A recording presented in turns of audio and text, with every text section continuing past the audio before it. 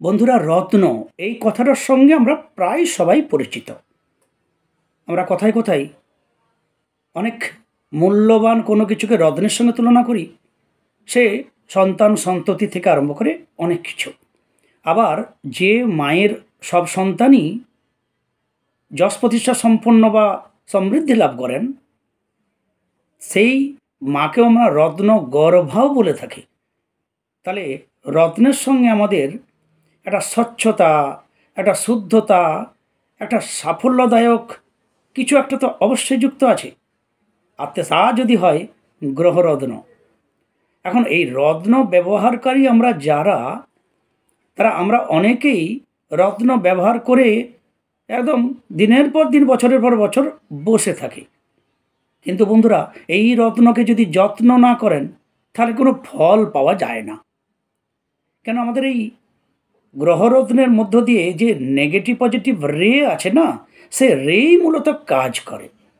তাহলে আপনি যদি আংটি করে একটা রত্ন পরে থাকেন, দিনের পর দিন খাদ্য খাবার গ্রহণ করছেন, নানান রকমের কাজকর্ম করছেন, তাহলে সেই কাজকর্মের মলিন ময়লা খাদ্যের অংশ আমাদের এই যে আমরা রিং ধারণ করি তার এক প্রকার পিছন দিকে তো ভর্তি হয়েই যায়। তাহলে যদি এই আংটির পিছন দিকে যদি রে না পাস করে, তাহলে এই রত্ন আমাদের কি করেই বা কাজ দেবে বলুন তো। তাই অতি যত্ন সহকারে রত্নের পরিচর্যা করা উচিত। একদম সহজে নিজে কিভাবে করবেন। হ্যাঁ, সবসময় ভাবছেন যে মন্দিরে পুরোহিত মশাই আমার রত্নটা শোধন করে দিলেই, বা বাড়িতে পুজো করতে আসছেন পুরোহিত মশাই সত্যনারায়ণ পুজোর সময় একটু শোধন করে নেবো ওনাকে দিয়ে, এটা একটা ফাঁকিবাজি হয়ে যাবে। আপনার নিজের রত্নকে যত্ন করে নিজেকে করতে হবে সহজ সরল পথে। আগে বইয়ে তো অনেক কিছু লেখা আছে। হিরে বা শুক্রের যে রত্ন, জারকন বা এই ধরনের, তাকে কাঁটা নটে গাছের রস দিয়ে ডুবিয়ে শোধন করার কথা আছে।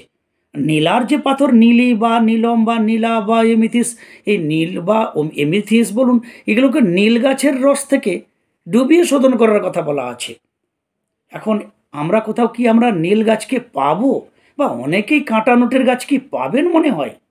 তাই যদি না পান, তা আপনার হাতের সামনেই পাওয়া যাবে এমন কি আছে দ্রব্য যা দিয়ে আমরা সবাই রত্নকে শোধন করতে পারবো। প্রথমত বলি, আপনার হাতে যদি আপনি অঙ্গুরি হিসাবে রত্ন ধারণ করেন, এই হস্ত হচ্ছে সব থেকে নিকৃষ্ট জায়গা। হাতের থেকে বাহু হচ্ছে আমাদের অনেকটা উৎকৃষ্ট জায়গা, তার থেকে হৃদয়ে আরও উৎকৃষ্ট, এবং মস্তক সর্বশ্রেষ্ঠ জায়গা। ফলে রাজারা মুকুটে ধারণ করতেন। তো আমরা যারা এই রিং ধারণ করছি, আমাদের যত্ন করা সব থেকে বেশি উচিত। যা শাস্ত্রে বলেছে তাই বলি, যে এই অঙ্গুরির পিছন পাশ মূলত প্রতি সপ্তাহে ব্রাশ দিয়ে ঘষে সাফা করবেন, যেন পিছনে কোনো খাবার ময়লা না জমা থাকে, রে যেন আসতে পারে সহজে। আর প্রত্যেক 3 পক্ষ অর্থাৎ 45 দিনের মধ্যে একবার শোধন করার বিধান দেওয়া আছে। কী দিয়ে শোধন করবেন না, 5টি জিনিস: কাঁচা দুধ, গঙ্গা জল, চন্দন, ঘি, মধু। এই 5টি উপাদানকে মিশ্রিত করে নিন একটা কোনো কাঁচের পাথরের কোনো কিছু একটা পাত্রে। বাড়ির যত যার আছে, তার রত্ন বলুন, কবচ বলুন বা মূল বলুন, তাকে ওই যে মিশ্রণ 5টি দ্রব্য, কাঁচা দুধ, গঙ্গা জল, চন্দন, ঘি, মধু, পরিমাণ কেমন না, কাঁচা দুধ যতটা নেবেন সমপরিমাণ গঙ্গা জল দিলেন বা জল দিলেন, আর চন্দন, ঘি, মধু একটু মিশ্রিত করার জন্য পরিমাণ মতো। তাহলে এই যে মিশ্রিত হলো, এতে যদি আমরা রত্নগুলো দিয়ে রাখি, তাহলে এই রত্নগুলো শোধিত হবে। তার বিজ্ঞান কারণে আমরা যাই, কেন শোধিত হবে না, আমরা সবাই জানি পিতল কলসির জল আর মাটির কলসির জল ঠান্ডা বেশি হয় তুলনামূলকভাবে পিতল কলসির থেকে। কেন হয় না, পিতল কলসিতেও ছিদ্র আছে বা ছেঁদা বা হোল আছে, তার তুলনায় মাটির কলসির হোলটা একটু বেশি, যদিও এগুলো চোখে দেখা যায় না। ফলে ভিতরের জল বাইরে এসে জলীয়বাষ্প হয়, ফলে ঠান্ডা হয়। পিতল কলসির হোলটা কম বলে অতটা জল ঠান্ডা থাকে না, তো হোল কিন্তু আছে। বন্ধুরা, এই যে রত্ন আমরা যা কিছু ধারণ করছি, এই রত্নগুলোর মধ্যে অবশ্যই ছিদ্র বা হোল আছে, যা খালি চোখে কিন্তু দেখা যায় না। তাহলে এই রত্ন যদি আমরা কাঁচা দুধ, গঙ্গা জল, চন্দন, ঘি, মধুতে ডুবিয়ে রাখি, ওই ছিদ্র দিয়ে এই দুধ, মধু, ঘি, এই যে মিশ্রণ থেকে ওরা ফ্যাট, প্রোটিন যা যা গ্রহণ করলে রত্ন ভালো থাকবে তা নিয়ে নেয়। এখন রক্তপ্রবাল, শ্বেতপ্রবাল এগুলো আমরা শরীরে ধারণ করলেও অনেক সময় আমাদের শরীর থেকে ফ্যাট নিয়ে নেয়। দেখবেন যাদের ফ্যাটটা নেয় তাদের রক্তপ্রবাল বা শ্বেতপ্রবাল, প্রবাল বিশেষত খুব চকচক করে, ব্যবহার করার পরে খুব চকচক করে, পালিশ হয়ে যায় আরও।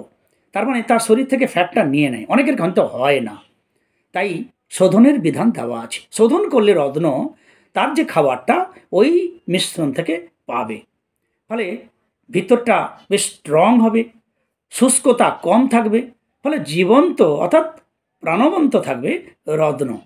তার ফলে তার সহজেই তার মধ্য দিয়ে নেগেটিভ পজিটিভ রে আমাদের মধ্যে আসবে, যে আমাদের ভালো। এই যে আমাদের দ্রব্য, কাঁচা দুধ, গঙ্গা জল, চন্দন, ঘি, মধু, এর মধ্যে কতক্ষণ ডুবাবো তাও শাস্ত্রের বিধান দেওয়া আছে। আমরা জানি এক প্রহরের চতুর্থাংশ। বন্ধুরা, এক প্রহর মানে কি না 3 ঘন্টা। তাকে 3 ঘন্টাকে যদি আপনি চতুর্থাংশ করেন, মোটামুটি 45 মিনিট। তাহলে রত্নকে ভালো করে ওয়াশ করে ব্রাশ দিয়ে পিছনের খাবার কোনা সমস্ত এই পাশের পিছনের, এই বিশেষ করে মূলত এই পিছন দিকেই বেশি হয়, পিছনেই বেশি আমাদের নোংরা জমা হয়, ভালো করে পরিষ্কার করে ওই মিশ্রণে দিয়ে 45 মিনিট কি 1 ঘন্টা রেখে দিন। তারপরে আবার ধুয়ে তুলে যে যার ঠাকুরকে, উপরওয়ালাকে যে নামে ডাকেন তাকে স্মরণ করে, কি ফটোই, তুলসী গাছে ঠাকুরের ফটোই ছুঁয়ে হাতে নিয়ে, নিজে যদি দীক্ষিত হন তাহলে গুরুনাম জপ করে পূরণ করতে পারেন, নারায়ণকে স্মরণ করে পড়তে পারেন, বা গ্রহের প্রণাম মন্ত্র বলেও আপনারা সেটা ধারণ করতে পারেন। যদি এই শোধনের সময় আমরা বীজ মন্ত্র দিয়ে জপ করার কথা বিধান আছে, কিন্তু মন্ত্র তো সবাই জপ করতে পারে না, বা আমার বলার অধিকারও আমার নেই, তাহলে প্রণাম মন্ত্র আপনি বলতে পারেন। আমি সহজে বলে দিই কোথায় পাবেন না, যদি পঞ্জিকা থাকে বা নেটেও যদি ডাউনলোড করেন, দেখবেন নবগ্রহ স্তোত্রম।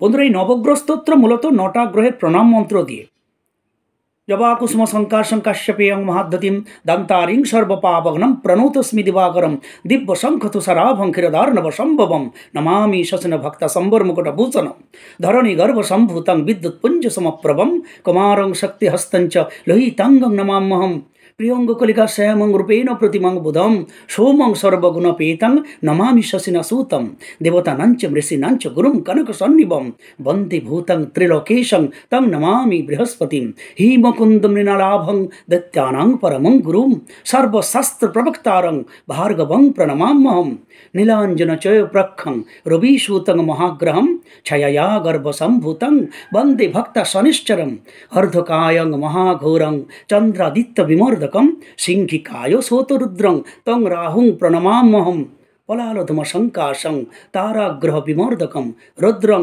রুদ্রতকং কুরং তং কেতুং প্রণমাম্যহম। এ হচ্ছে নবগ্রহের প্রণাম মন্ত্র, 2টি লাইন এক একটি গ্রহের জন্য। এই মন্ত্র আপনি যে রত্ন তা হাতে নিয়ে প্রণাম করে ধারণ করতে পারেন। যদিও নবগ্রহ স্তোত্র রোজ পাঠ করলে খুবই ভালো। তাহলে আমার আজকে রত্ন শোধন নিয়ে কথা। কাঁচা দুধ, গঙ্গা জল, চন্দন, ঘি, মধুতে 45 মিনিট বা 1 ঘন্টা ডুবান। তার আগে ভালো করে শুদ্ধ করে নিন, স্বচ্ছ করে নিন, ময়লা আবর্জনা সাফা করে নিন। তারপরে ধুয়ে হয় গ্রহের প্রণাম মন্ত্র বা ইষ্টমন্ত্র, বা যদি এই সময়ের কিছু ধারে পাশে না থাকেন তাহলে যে কোনো যাকে আপনার ভালো লাগে তাকে স্মরণ করুন, তারপরে আপনি নিজে ধারণ করুন। প্রতি 45 দিন অন্তর স্টোন, কবজ, গ্রহমূল যদি এভাবে শোধন করে পড়েন, তবেই এই রত্ন পড়ার সার্থকতা হবে। তবে আমরা এর থেকে যা কিছু ফল পাওয়ার তা আমরা পেতে পারি। নাহলে রত্ন ধারণ করেছেন আর ভুলেই গেছেন কবে ধারণ করেছেন, পিছনে খাবার কোনায় হয়তো ভর্তিই হয়ে গেছে, কী করে কাজ হবে বলুন তো? আর এইভাবে রত্ন যদি যত্ন করার মানসিকতা না থাকে, সময়ই না থাকে, রত্ন পড়ারই কী বা দরকার? আমার ইউটিউবেরই কোনো বন্ধু চেয়েছিলেন যে দাদা রত্ন শোধনটা একবার বলবেন, তাই আমার মনে হলো আমার যে ছোট্ট অভিজ্ঞতা তাই আপনাদের শেয়ার করলাম। যদি কোনো বন্ধুর কাজে লাগে, সবাই ভালো থাকুন, সঙ্গে থাকুন। জয় গুরু।